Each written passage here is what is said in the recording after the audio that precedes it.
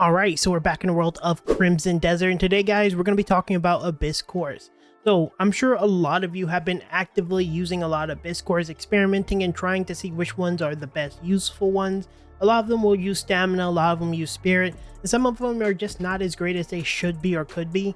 But I've had the opportunity to play like 240 hours at this point, and I've tested a good portion of them, and today I kind of want to just show you which ones I think are worth picking up. Some that you probably even miss because I don't see them get talked about, just so you guys have a better idea of what's worth investing into. Now, for those of you who are not familiar with me, my name is Fervor. What I try to do on my channel is try to give you information that is actually useful, something you can take away from the video and actually improve your gameplay. So if you enjoy content that actually respects you, your time, and try to actually do something useful for you, make sure to subscribe to the channel so you can stay up to date over a lot of action RPGs, so you're in the right place if you enjoy action RPGs like Crimson Desert. With that said, let's dive into the first set of Abyss gear. Alright, first things first, let's talk about the life transference, the spirit transference, as well as the stamina transference. And for those of you who are not familiar with either of these, what they simply do is whenever you deal any form of damage to any enemy, you will get a portion of stamina, health, and spirit respectively. Now, when it comes to this one, and I'm gonna just showcase a little bit of them in action. This kind of depends, in my opinion, on the kind of build and the quantity of enemies you fight. So when it comes to the spirit one, and I'll try my best to showcase the spirit one a little bit here. As you can see there, the spirit gain is pretty substantial. I am hitting multiple enemies, but even when I'm hitting a singular enemy, I'll notice that my spirit goes up pretty drastically. And I made sure specifically to take off my spirit necklace as well here. So while this one is providing spirit regeneration, nothing else is providing spirit regeneration. So all this comes from just the character naturally.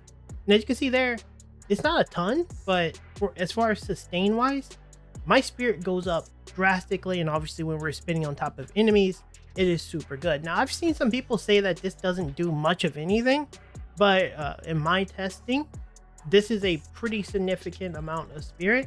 So we're going to use rage and kill a bar there. And this spin there, we've gained, well, I guess we did kill a low there. But overall, whenever we don't kill, the spirit sustain was still pretty solid. Now, when it comes to the stamina regen, this build specifically does use a lot of stamina. So sustain wise, when we're doing basic attacks, is pretty high there. I think in most combo situations, you almost never run out of stamina if you have a stamina transference, especially in a build like this one.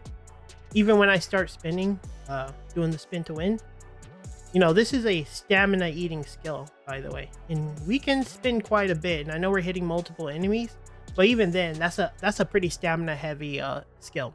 So when it comes to the stamina transference, this one is also a must have.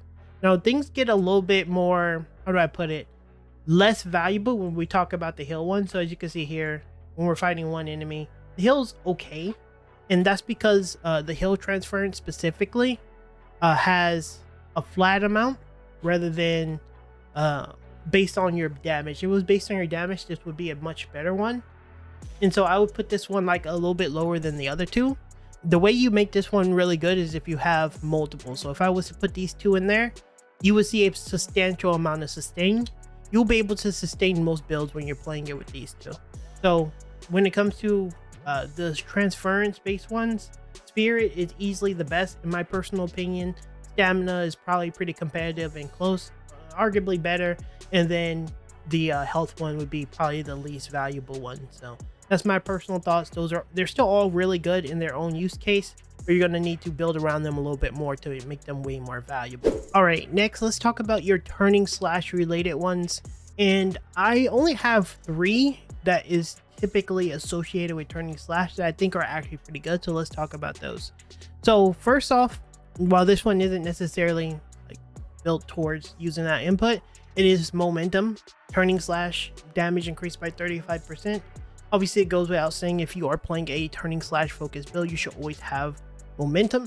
So that's going to be a pretty big one. In order to get this one, if I recall correctly, you need to come over here to the Hernan region and then face off against the guy in this castle here, the Icemore Castle Ruin. You do need to complete a story, of course, and do like some of the faction quests, but that's pretty much how you get it. Now, when it comes to ones that actually use the input, Ground Surge is one of the best ones that you can get. I think this one you get fairly early. I don't recall where you get it, but you get it fairly early somewhere related into the campaign. And this one will do a surge of damage and a forward momentum, and we'll just once again kind of go over it here. So when it comes to ground surge specifically, ground surge is solid. So I use, if you're doing like any turning slash build, you're definitely going to be using it because it just, the forward AoE is just absurd. As you can see here, comes out pretty fast. Good AoE coverage, knock enemies up. Obviously my build isn't centered around it, so I'm not doing a ton of damage, but these guys are fairly tanky. Control is pretty solid. AoE is pretty solid. I don't really see any other ones being this good. There's an ice one, which I don't use at all because it's just really terrible. And the AoE is not very good on the ice one. And then there's the dark one I used in my Val build that was okay. I think I may have it in my inventory. Let me see. Wound of Darkness. This one is not very great either. So this one's really bad as well because the spikes don't really hit anything. So I would personally never use Wound of Darkness if I ever have something like Ground Slam, or Ground Surge rather. Now the other one is going to be this one, which is called Faded Shadow, and it has Grey Soul Howling. You can get it from chapter 9 if I'm not mistaken, when you go face off against the Yoda guy. And it'll be kind of in the room sitting there. And Grey Soul Howling is actually pretty insane because it will do like a mirror image of you doing an attack. So now just to do a quick testing of how this one worked, just so you can kind of see it. This will create a mirror image of you, and then you can see there that was pretty substantial damage. So just do a double hit, and I think personally for me, when you go something like this, fully charge it up, you just absolutely decimate enemies. As you can see there, that group just insta died when I did it fully charged. And keep in mind, I don't have the turning slash built into where is it? This one, which will actually increase my damage quite significantly. The weapon itself is actually pretty solid, but as you can see there, I can absolutely decimate enemies with it. So when it comes to turning slash, I don't really see any. I haven't seen any other two that was better than this one, because look at that damage. It just absolutely destroyed those two enemies. And I know it seems like it's not killing a ton because obviously I'm not spamming it, but yeah, by far one of the best turning slash ones you can get in the game. Not even close. All right, next we're going to be talking about the alt left click input. I don't see anyone ever use these kind of this one much at all, because I don't think this is something you build specifically around. But the one that I found to be the best when we're using the alt left click input is the Spirits of Judgment.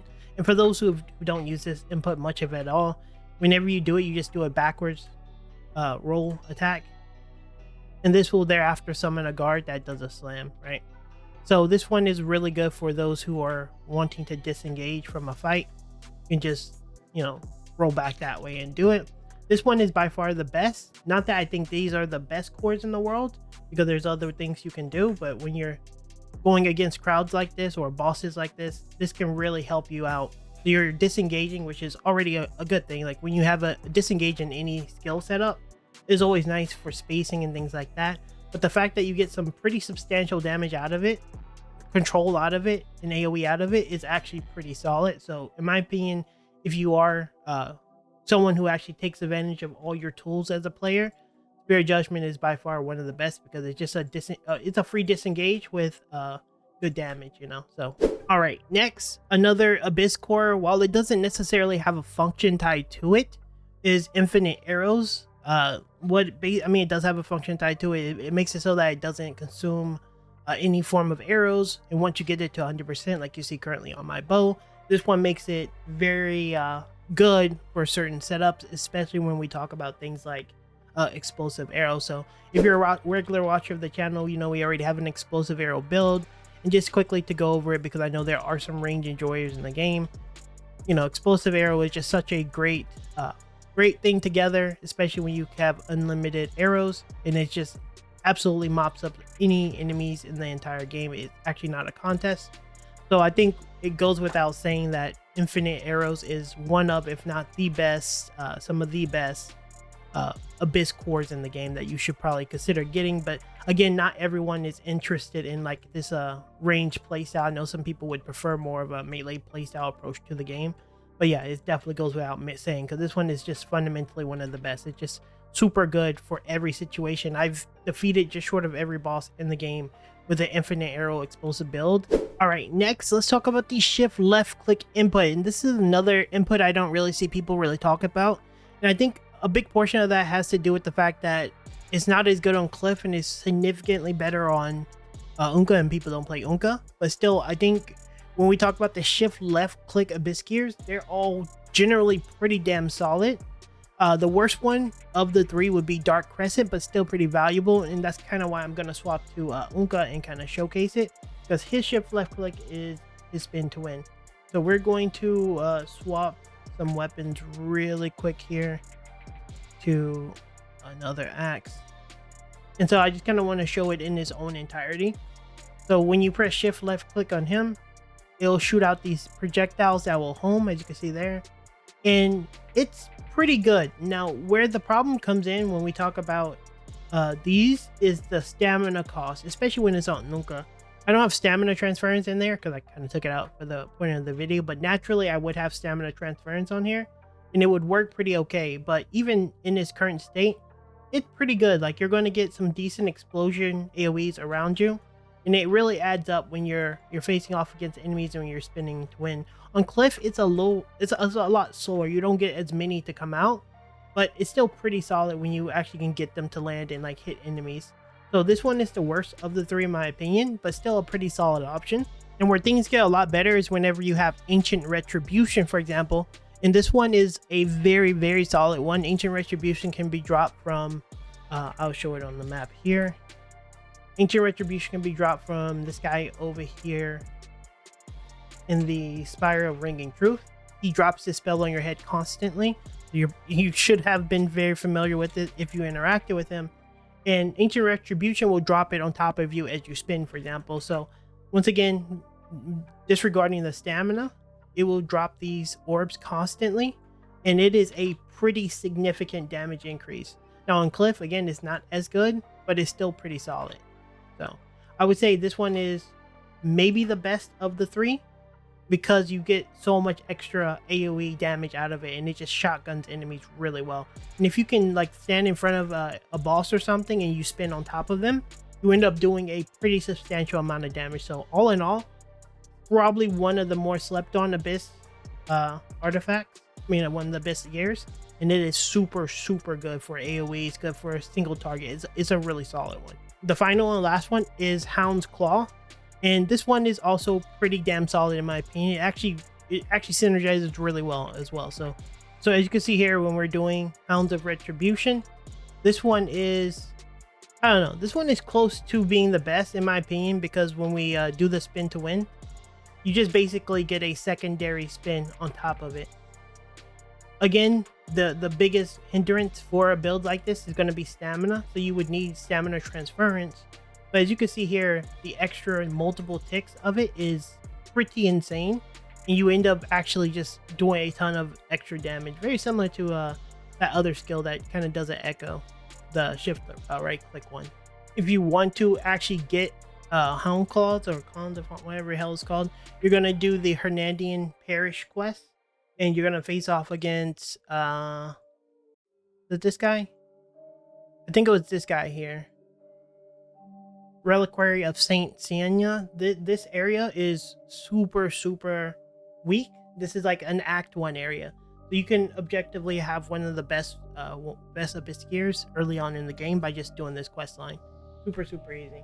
All right, next let's talk about Relentless, because this is one that I don't think a lot of players actually use, and this is, in my opinion, objectively one of the best. What Relentless does is every time you hit an enemy, the next following attack will give you more and more damage, and you will build a combo meter. So I'm going to quickly come over here and just kind of show you. I have my natural Unka build, which should have significantly more stamina sustain because I took all the other Abyss gears out. And I'll just show you. When we start to spin, we will build a combo multiplier. I should enrage first because these guys like to stagger me a lot. Hold on.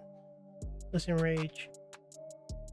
And from the way it works, the damage just ramps up pretty insane when you start getting way more. So as you can see there, the enemies are starting to die much faster, and that's because every point gives you a bigger multiplier. And from what I can tell, in my limited testing is that whenever you have multiples of these in your gear, what ends up happening is the number goes up quite a bit more, and then this should stack in theory with crit.